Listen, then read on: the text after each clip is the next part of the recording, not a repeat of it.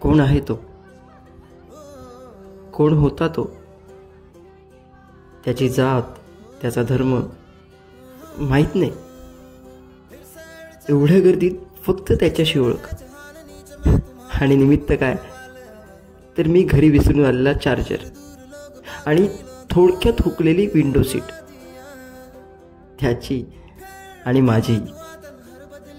म्हणूनच बाहेरच्या नेचरशी एकरूप न होता आम्ही एकमेकांच्या नेचरशी एकरूप झालो. गप्पा, गोष्टी, भांडण, त्यात माझा मोबाईल कधी चार्ज झाला कळलंच नाही. अचानक लागलेला डोळा, वाजलेला मोबाईलचा अलार्म आणि ट्रेनचा भोंगा यांनी समोरची सीट रिकामी असण्याची जाणीव करून दिली. कदाचित संपला असेल त्याचा प्रवास,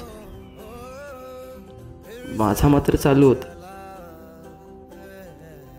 तो एक प्रवासी, कळलेला. पूर्णविराम की प्रश्नचिन्ह?